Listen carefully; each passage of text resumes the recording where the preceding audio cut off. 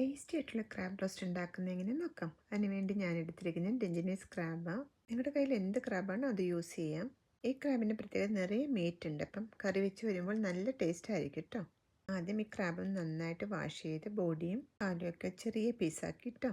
അതവിടെ മാറ്റി വെക്കാം. ഇനി കുറച്ച് ഓണിയനും പേളോണിയനും എടുത്ത് പീൽ ചെയ്ത് ഇതേപോലെ അരിഞ്ഞ്, എന്നിട്ട് കുറച്ച് ജിഞ്ചർ ഗാർലിക് ഇതേപോലെ സ്ലൈസ് ചെയ്ത് വെച്ചു. ഗ്രീൻ ചില്ലി, കറിയില്, പിന്നെ 2 ടൊമാറ്റോ ഒന്ന് സ്ലൈസ് ചെയ്ത് വെക്കാം.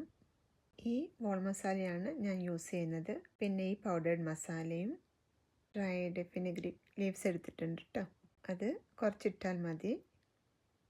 ആദ്യം പാനിൽ കോക്കനട്ട് ഓയിൽ ഒഴിച്ച് ചൂടാകുമ്പോൾ ഒണിയൻ കുറച്ച് സാൾട്ട് ഇട്ടൊന്ന് വഴറ്റിയെടുക്കാം. ശേഷം നമ്മൾ അരിഞ്ഞു വെച്ചിരിക്കുന്ന പേളോണിയൻ അതും അതിലേക്ക് ഇട്ടൊന്ന് വഴറ്റി, പിന്നെ ഗ്രീൻ ചില്ലി, കറി ലീഫ് അതെല്ലാം കൂടെ ഒന്ന് വഴറ്റുന്ന സമയത്ത് നമുക്ക് ഈ വോൾ മസാല ഒന്ന് പൊടിച്ചെടുക്കാം.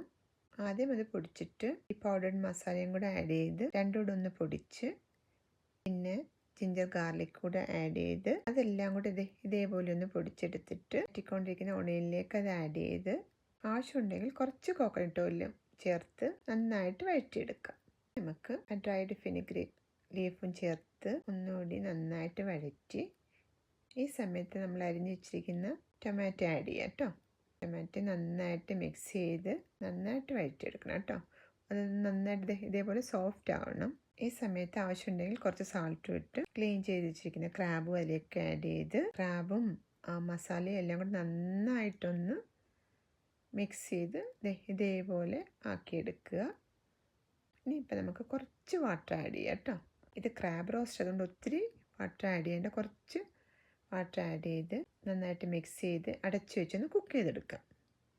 ഇതിപ്പം തിളച്ച് വരുന്നുണ്ട്. ഈ സമയത്ത് നമുക്കൊന്ന് ഉപ്പൊക്കെ നോക്കി ആവശ്യമുണ്ടെങ്കിൽ കുറച്ചിട്ട് നന്നായിട്ട് മിക്സ് ചെയ്ത് വീണ്ടും ഉപ്പൊക്കെ ഇട്ട് മിക്സ് ചെയ്ത് ലോ ഫ്ലെയിമിൽ 10 മിനിറ്റ് അടച്ചു വെച്ച് കുക്ക് ചെയ്തെടുക്കാം. അങ്ങനെ കുക്ക് ചെയ്ത് കഴിഞ്ഞാൽ അടിപൊളി ക്രാബ് റോസ്റ്റ് റെഡി. അപ്പോൾ എല്ലാവരും ഈ റെസിപ്പി ഒന്ന് ട്രൈ ചെയ്ത് നോക്കുക. അപ്പോൾ നെക്സ്റ്റ് ടൈം ക്രാബ് കിട്ടുമ്പോൾ നിങ്ങൾ ഈ റെസിപ്പി ട്രൈ ചെയ്ത് നോക്കുക ആൻഡ് എൻജോയ്.